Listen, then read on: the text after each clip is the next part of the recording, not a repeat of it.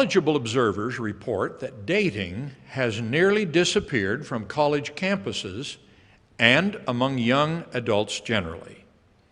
It has been replaced by something called hanging out. You apparently know what this is, but I will describe it for the benefit of those of us who are middle-aged or older or otherwise uninformed.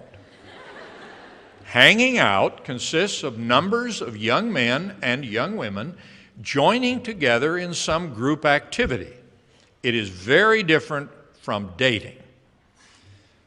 For the benefit of some of you who are not middle-aged or older, I also may need to describe what dating is.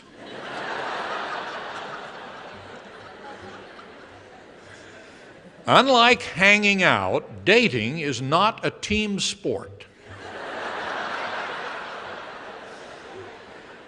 Dating is pairing off to experience the kind of one-on-one association and temporary commitment that can lead to marriage in some rare and treasured cases.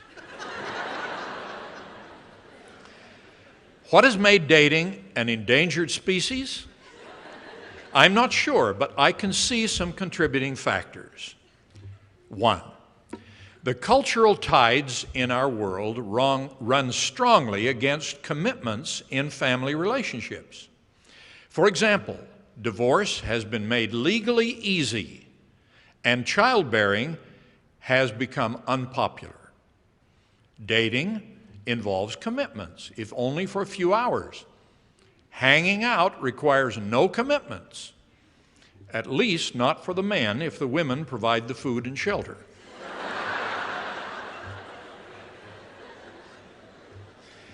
Number two, the leveling effect of the women's movement has contributed to discourage dating. As women's options have increased and some have become more aggressive, some men have become reluctant to take the traditional male initiatives, such as asking for dates, lest they be thought to qualify for the dreaded label of male chauvinist. Three, hanging out is glamorized on TV programs about singles. Four, the meaning and significance of a date has also changed in such a way as to price dating out of the market. I saw this trend beginning among our younger children. For whatever reason, high school boys felt they had to do something elaborate or bizarre to ask for a date, especially for an event like a prom. And girls felt they had to do likewise to accept. In addition, a date had to be something of an expensive production. I saw some of this on the BYU campus during the 70s. I remember seeing a couple having a dinner catered by friends on the median strip between lanes of traffic just south of the BYU football stadium. All of this made dating more difficult. And the more elaborate and expensive the date, the fewer the dates. And as dates become fewer and more elaborate, this seems to create an expectation that a date implies a seriousness or continuing commitment. That expectation discourages dating even more. Gone is the clumsy and inexpensive phone calls your parents and grandparents and I used to make. That call went something like this: "What are you doing tonight? How about a movie? Or how about taking a walk downtown?" Cheap dates like that can be frequent and non-threatening, since they don't seem to imply a continuing commitment. Simple and more frequent dates allow both men and women to shop around in a way that allows extensive evaluation of the prospects. The old-fashioned date was a wonderful way to get acquainted with a member of the opposite sex. It encouraged conversation. It allowed you to see how you treat others and how you're treated in a one-on-one situation. It gave opportunities to learn how to initiate and sustain a mature relationship. None of that happens in hanging out. If you don't know what a date is, perhaps this definition will help. I heard it from my 18-year-old granddaughter.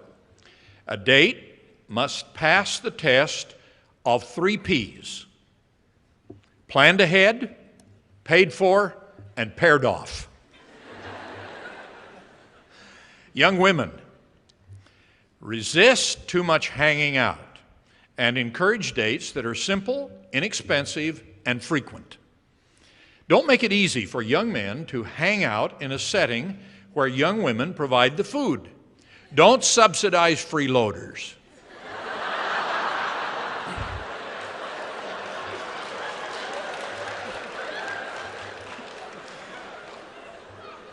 An occasional group activity is okay, but when you see men who make hanging out their primary interaction with the opposite sex, you should lock up the pantry and bolt the doors. If you do this, you should also hang out a sign: "Will open for individual dates," or something like that. And young women, please make it easier for these shy males to ask for a simple, inexpensive date. Part of making it easier is to avoid implying that a date is something very serious. If we are to persuade young men to ask for dates more frequently, we must establish a mutual expectation that to go on a date is not to imply a continuing commitment. Finally, young women, if you turn down a date, be kind. Otherwise, you may crush a nervous and shy questioner and destroy him as a potential dater.